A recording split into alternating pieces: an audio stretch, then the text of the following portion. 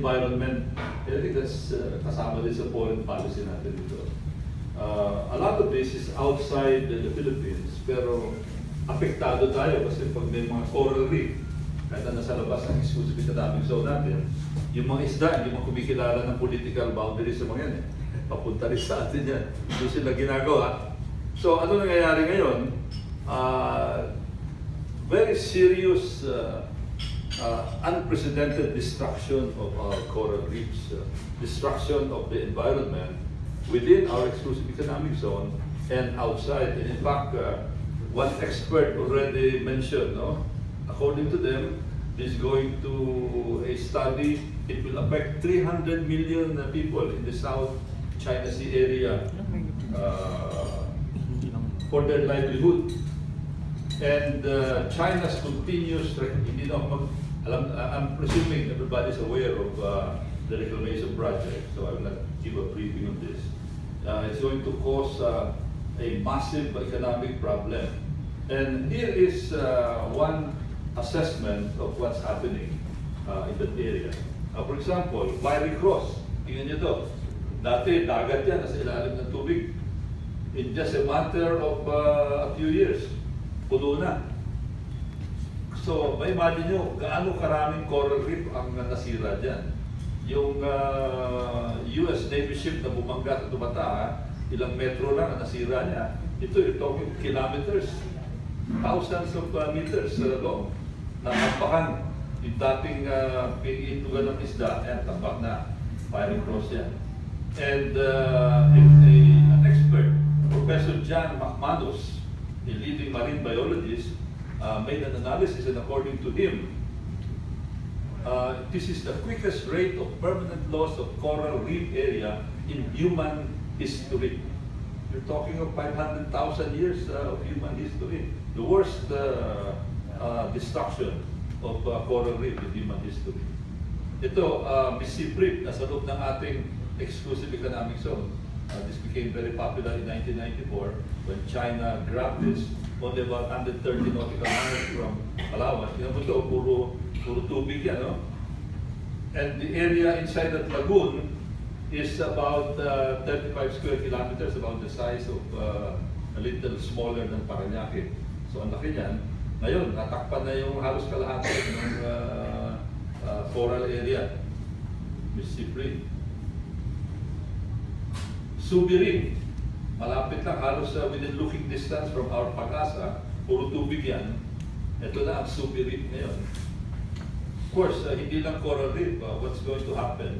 Yung tatlo na yan, Mississippi Reef, Fiery Cross Reef, and Subi Reef, are going to have 3-kilometer long runways, a little shorter than our runway in Naiya.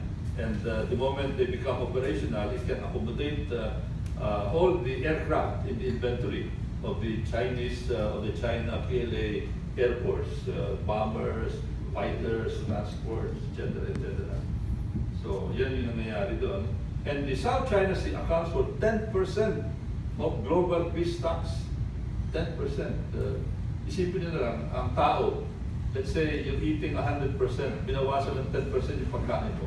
What's going to happen to you in the next few days? Papayat ka. Ganun ang mangyayari sa mundo, papayat din ang mundo. Dahil siyempre, protein ito eh. Saan pa magagaling ang protein dito? Well, beef, pork, but these are very expensive and it requires a lot of energy to produce. So, yan yung mga reclamation activities, no? Pero siyempre, andyan yung military aspect na binabanggit natin, environmental na binabanggit ko. Kaya nag-file na kami, our NGO, this is the Movement and Alliance to Resist China's Aggression. We filed a complaint with the United Nations. We wrote the UN Secretary General, Ban Ki-moon, and UNEP, United Nations Environment Program, which is the one really in charge of protecting the environment. And very fortunately, the United Nations, in a General Assembly, in the presence of so many world leaders, had a meeting last month, September 25, and approved the 17 SDGs, di ba MDG, ang sikat ngayon, Millennium Development Goal. Now, meron bagong Sustainable Development Goal 17 of them, and I think this was part of the agenda of the famous Professor Jeffrey Sachs of Columbia and the Wesley University. And one of the SDGs, number 14, is with respect to conserve and sustainably use the oceans, seas, and marine resources for sustainable development. Kaya ang ganda ng timing. Sabi natin, okay, UN, kayo. President Xi Jinping was even there in that General Assembly. He was one of those who delivered the speech. Oh, kalala pa sila. Ngayon, subukan natin kung gaano kagaling. Now, let us challenge your SDG number 14 and do something about Mischief Reef, Subi Reef, Pirate Cross Reef, Johnson South Reef, Gaven Reefs, and Hughes Reef. That is contained in our letter. Of course, the other development, and this is with respect to the very meat of foreign policy, the convergence of big forces in the South China Sea. We have the reclamation.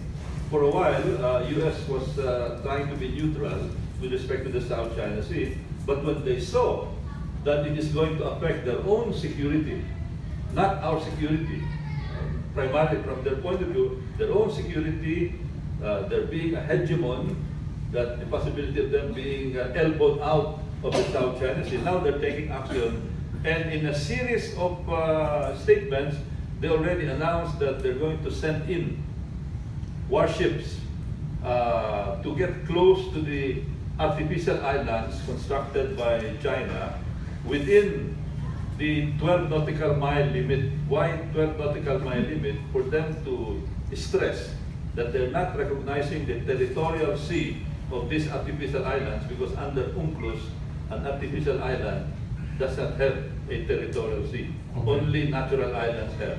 And what is happening? They're saying that within 2 weeks, this was about 2-3 days ago, that they're going to send in. So, ano mangyayari if that's going to happen? Because China immediately also issued a statement saying that they're going to defend every inch. No, they have a policy. They have a policy of zero tolerance. So we will have an emerging situation of an irresistible force meeting an immovable object. So what happens with that?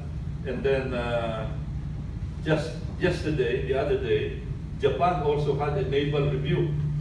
They showed off their naval power because Japan has always been part of this. No? They're looking at the South China Sea as a security issue, very important security issue for them. And in this fleet review, very interesting, naval vessels from India, South Korea, Australia, France, and the United States participated. So this shows you what is the emerging alliance in that area, what kind of a signal is being sent there. 50 vessels, 61 aircraft participated, and Japan showed off their Izumo helicopter carrier. This is a very brand new helicopter carrier, very powerful helicopter carrier. And also very interestingly, the 7th Fleet is here in our Western Pacific area. That's the US. There's a 3rd Fleet that's based in the west coast of the United States, the eastern side of the Pacific Ocean. But very interestingly, the head of the 3rd Fleet participated in that naval review and was even on board with Prime Minister Abe in one of the ships there. By the way, she's a lady Vice Admiral. And the report is that the 3rd Fleet and the 7th Fleet are starting to combine with respect to this show force in the South China Sea area. Okay. How would China's call for a joint exercise with ASEAN sound to you? Well, they had a meeting a few days ago.